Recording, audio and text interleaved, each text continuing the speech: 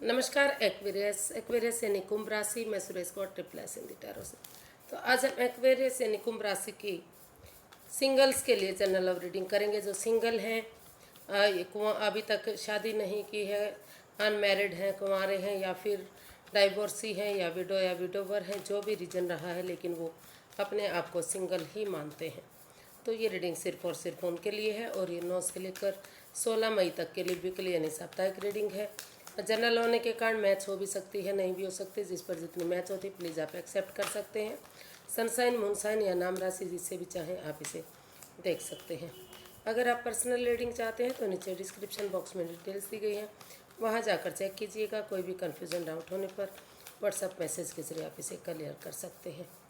तो देखते हैं एक्वेरियस सबसे पहले कि आपका जो रिसेंट पास था वो कैसा रहा है। फिर देखते हैं कि प्रेजेंट करंट एनर्जी आपकी कैसी रहेगी। अगर कोई नया पर्सन आपका लाइफ पार्टनर बनने आ रहा है तो एनर्जी क्या रहेगी उसकी। और अगर आप किसी पास्ट पर्सन से डील कर रहे थे, लव रिलेशनशिप में थे, अटैचमेंट फील करते थे, जो भी रिश्ता था, लेकिन अभी दूरियां बनी हुई हैं, तो वो वापस आ रहे हैं, तो उसकी एनर्जी क्या रहेगी। और लास्ट में हम गाइडेंस देखेंगे।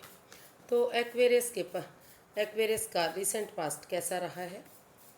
King of wands, the moon. तो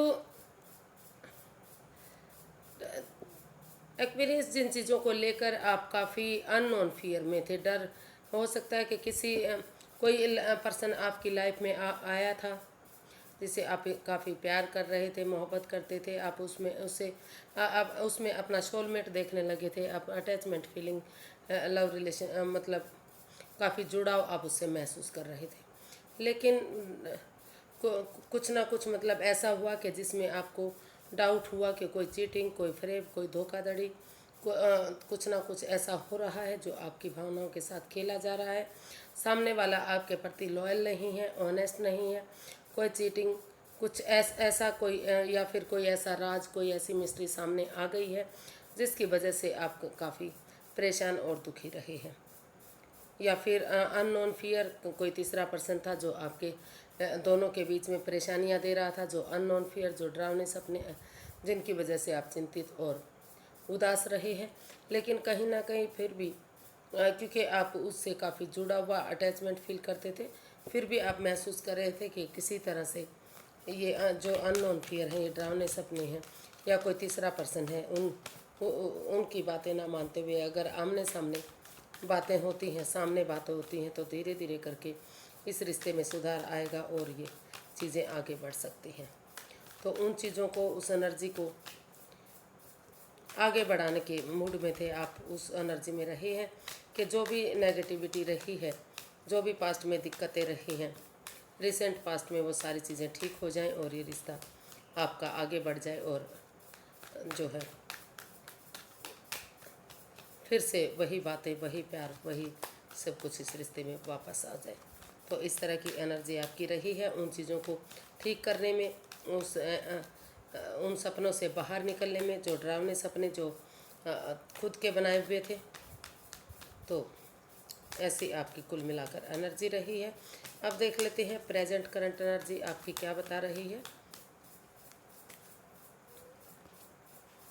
स्ट्रेंथ एंड 8 ऑफ पेंटिकल्स। तो जो प्रेजेंट करंट एनर्जी वो बता रही है कि पास्ट में जिन चीज़ों को लेकर आप दुखी और परेशान रहे हैं, आपको डर लगा रहा है कि कहीं आपके साथ कोई चीटिंग, कोई फ्रेब, कोई धोखाधड़ी तो नहीं हो रहा है, तो वहाँ अपने अंदर का डर बाहर निकालते हुए करेज, हिम्मत और साहस के साथ, ऑनेस्टी, ईमानदारी और लॉयल्टी के साथ आप आगे बढ़ रहे हैं और इसमें अपना बेस्ट देने वाले हैं।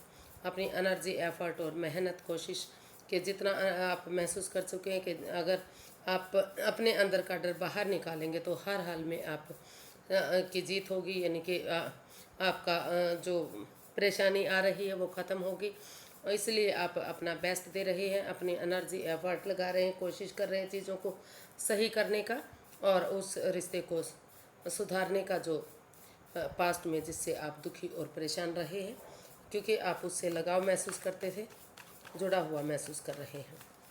तो देख लेते हैं अगर इन दिनों कोई नया पर्सन आपका लाइफ पार्टनर बनने के लिए आ रहा है तो उसकी एनर्जी क्या रहेगी, नए पर्सन की एनर्जी क्या रहने वाली है।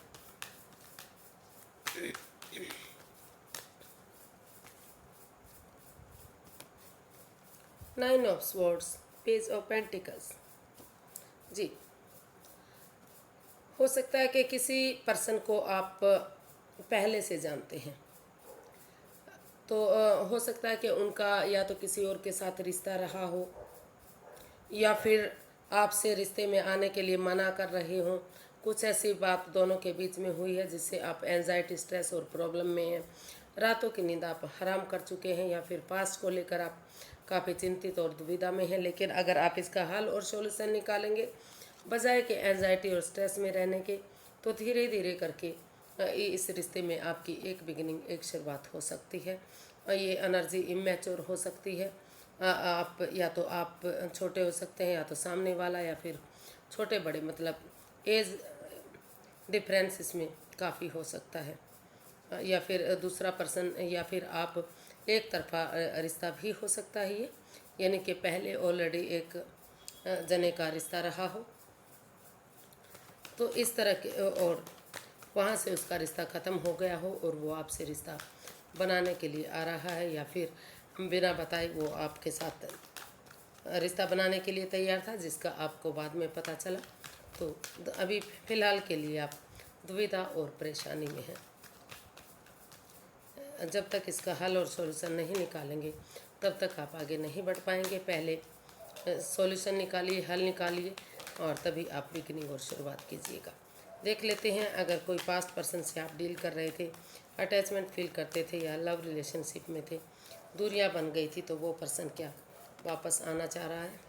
The hermit, night of wands.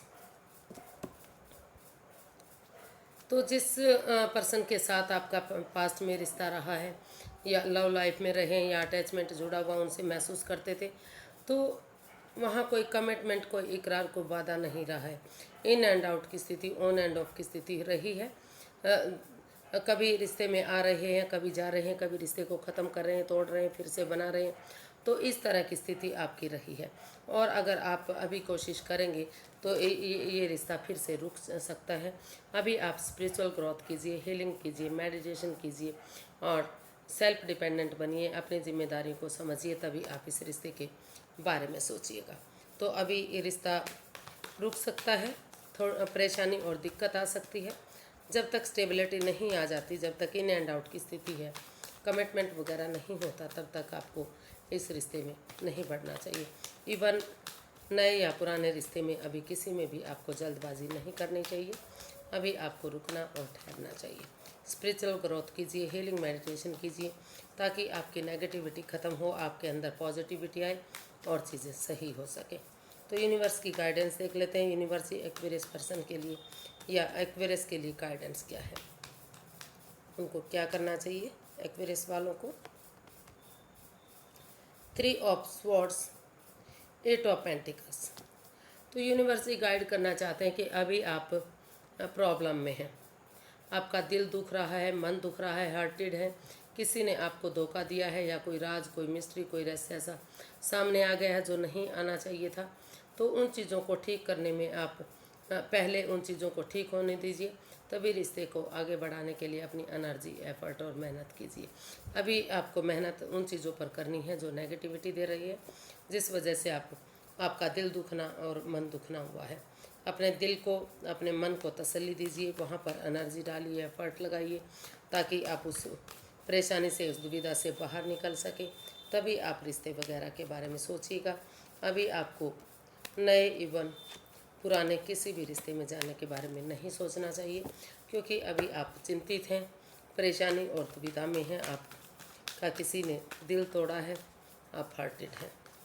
तो आज के लिए इतना ही, फिर एक नई वीडियो के साथ मिलते हैं। अगर वीडियो सही लगती हैं, अच्छी लगती हैं, तो प्लीज़ लाइक करें, शेयर करें, सब्सक्राइब करें, कमेंट्स करना ना भूलें। से मोटिवेशन मिलता है, हेल्प मिलती है, वीडियो बनाने में मदद मिलती है। तो फिर जल्दी मिलेंगे नई वीडियो के साथ। तब तक के लिए हैप्पी रहें, खुश रहें। नमस्ते, थैंक यू सो मच।